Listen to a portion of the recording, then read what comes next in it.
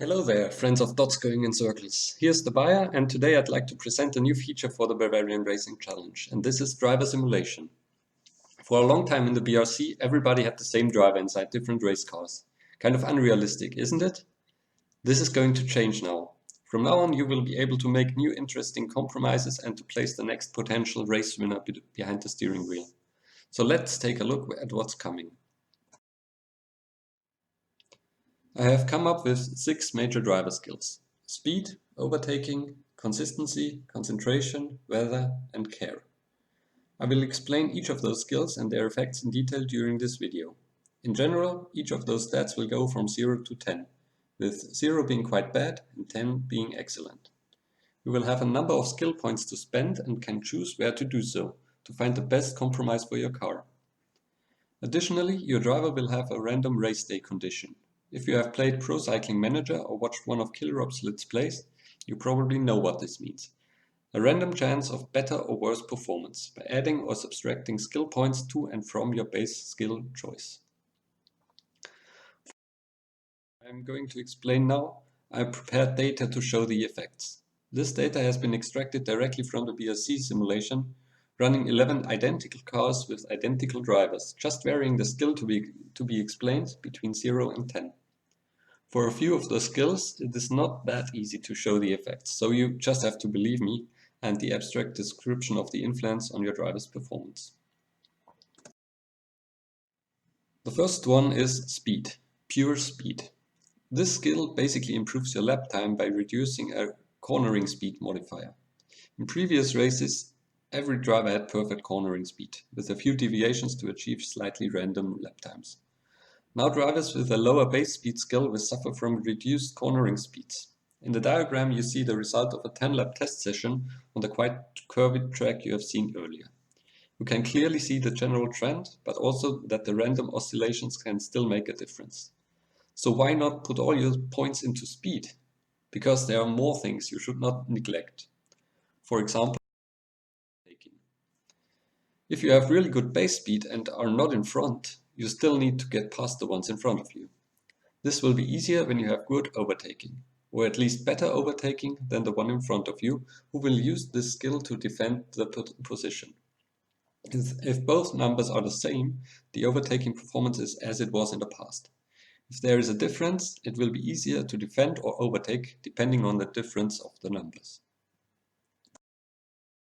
Next one up is consistency, which modifies the lap time oscillations. Consistent drivers will be more able to repeat their standard lap, while inconsistent drivers will have larger deviations, which can result in very bad lap times or even very good ones. This is an interesting mechanic for qualifying. Play safe or risk a lot. To make it not only a gamble, inconsistent drivers will also lose a bit of performance as the race goes on. They will become tired more quickly than consistent drivers. Tiredness now slows down your drivers a bit. You can see the effect in the graphs, where we see the lap time oscillations and the trend caused by tiredness over a 50-lap test session. So for endurance races, this is a really important skill, and it is less important for short sprint races. Especially because tiredness also increases the chance of major driver errors the longer the race gets. Tire wear and fuel use have been deactivated here in order to isolate the effect of the consistency skill. Next one up is concentration. That's quite a simple one.